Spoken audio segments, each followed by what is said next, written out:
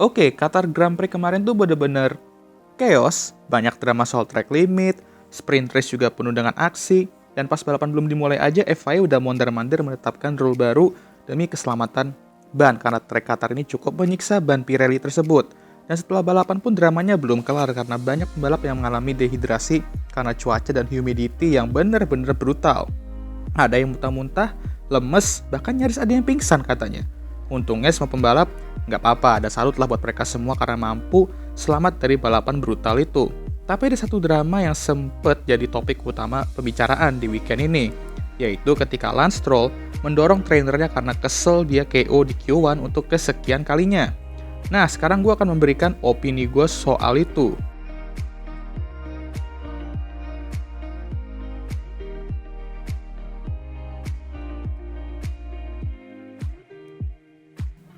Jadi gue akan ceritain dulu lah kronologinya.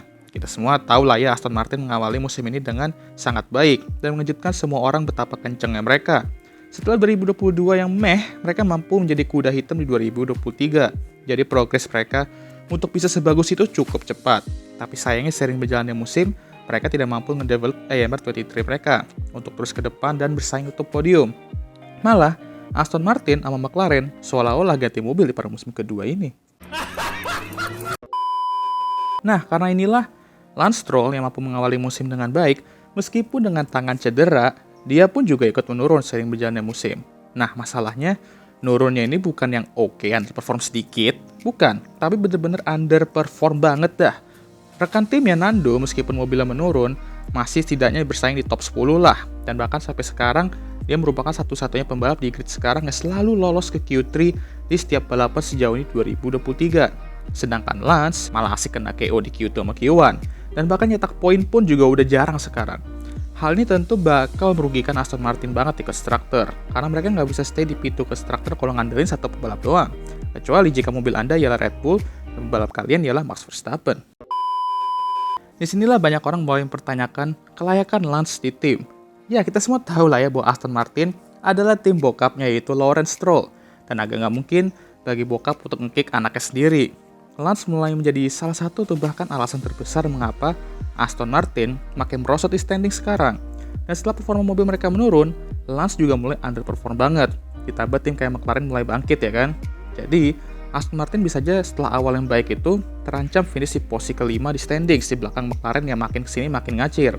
Nah, menuju Qatar Grand Prix, Lance sudah puasa finish di poin selama 4 balapan turut-turut dan gagal lolos dari Q1 juga di 4 balapan yang sama. Jadi dia di paruh musim kedua ini benar-benar underperform banget, sehingga mindset dia mulai kacau dan mental dia juga udah mulai kena. Dan KO lagi di Qatar Q1 kemarin emang udah pucuknya. Dia melempar steering wheel-nya karena kesal, keluar dari mobil, dan disamperin oleh performance engineer-nya Henry Hou untuk ditimbang dulu berat badannya. Biasalah setiap sesi pasti setiap pembalap tuh bakal ditimbang dulu berat badannya. Tapi dia malah udah kesel duluan, adrenalin tinggi, sehingga dia mendorong Henry dengan tenaga yang cukup keras. Seandainya dia bisa mendorong mobilnya sekeras dia mendorong performance engineer-nya. Ya, jadi alasan dia sekesel itu ialah yang pertama, ini dia performanya benar-benar udah nggak ketulung lagi. Underperform banget. Apalagi, melihat rekan timnya yang mampu bersaing di depan ya kan? Dan kedua, karena cuaca panas Qatar juga menjadi salah satu alasan mengapa adrenalinnya naik. Dan karena itu, emosi jadi nggak kekontrol. Biasalah, panas pasti membawa emosi yang tinggi lah ya. Dan ya adrenalin tinggi dan emosi nggak kekontrol itu sebenarnya wajar-wajar aja guys. Karena semua pembalap pasti bakal mengalami hal itu, apalagi di kokpit ya, di mobil. Tapi untuk melakukan tindakan ya, bisa dibilang kekerasan. Kayak Lance kemarin tuh salah banget ya guys. Ingat, F1 adalah tim sport.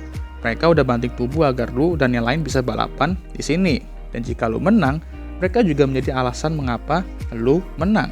Kalau lu lagi underperformnya, mereka juga bertanggung jawab untuk menaikkan kepercayaan diri lu agar bisa perform kembali. F1 is team sport, ingat itu. Setelah insiden itu, banyak pundit sama pembalap dan fans menanggapi kejadian tersebut. Dan ya banyak yang kritik Lance atas insiden tersebut. Gak kaget. Mengatakan bahwa sefrustasi apapun lu, melakukan tindakan seperti itu tidak bisa diterima. Dan ya gue tentu saja setuju sama mereka. Tindakan seperti itu gak akan membantu lu atau siapapun asli.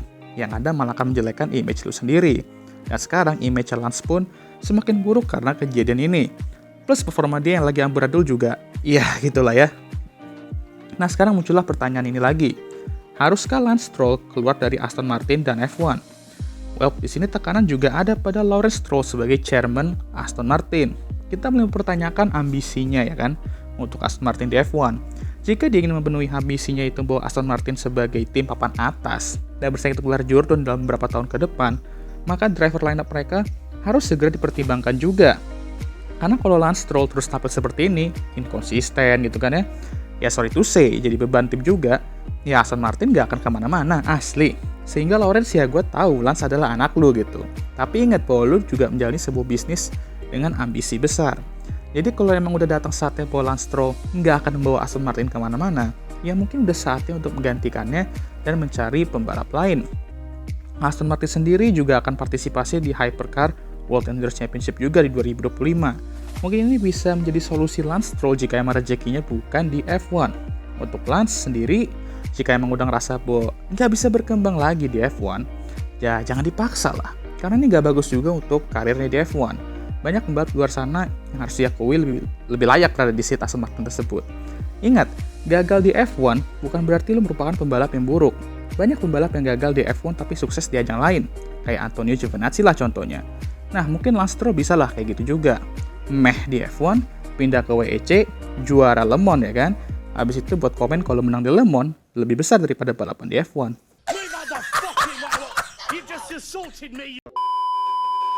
Gimana ya, Lance ini sebenarnya kalau kita lihat dari karir juniornya, dia ini bagus juga loh, juara F3 European Championship, tapi emang image-nya udah rada-rada karena status pay driver dia ketika masuk ke F1 pada 2017 di usia yang masih cukup muda. Lalu bapaknya beli tim Aston Martin, ya kita semua tahu apa yang terjadi ya kan.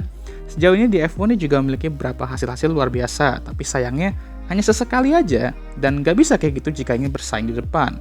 Itu juga kenapa dia ini sebenarnya merupakan pembalap yang kalau udah di harinya bagus banget, tapi kalau enggak ya udah inkonsisten banget gitu. Istilahnya ya mediocre lah ya. Sehingga ambisi Lawrence sekarang nggak akan terwujud jika dia memiliki pembalap yang mediocre, atau lebih parahnya lagi, performanya juga lagi down banget. Sepengen-pengennya gue untuk Lance buktikan kelayakannya di F1 dan menunjukkan progres karena dia udah cukup lama di F1, tapi kalau ujung-ujungnya mentok ya mau gimana lagi ya kan. Kayak lu kalau mau deketin cewek aja lah, tapi ternyata dia udah punya pacar, yaitu temboknya lah ya. Mau nggak mau ya mundur dan cari jalan lain kan. Kenapa gue jadi bahas ini dah? Kelamaan jomblo kali gue ya. Bukan karena kelamaan jomblo itu mah, tapi karena pengalaman pribadi ya kan.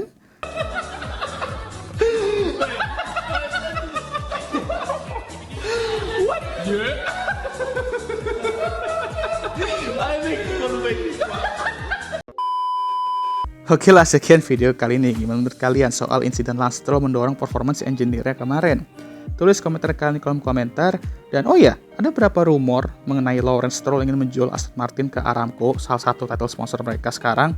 Dan emaknya Lance itu juga menyuruh anaknya, yaitu Lance, untuk berhenti balapan di F1 setelah crash besar di Singapura. Ya, karena ini masih rumor, jadi ya gue belum bisa bilang ini benar atau enggak. Ya, namanya juga rumor ya kan. Oke lah, jangan lupa like, subscribe, dan share video ini. Dan jangan lupa juga untuk nyalakan lonceng notifikasi agar kalian semua tahu ketika gue ngupload video baru. Dan jangan lupa juga untuk follow Instagram gue. Dan seperti biasa video ini akan ditutup oleh... That's it! Ta-da!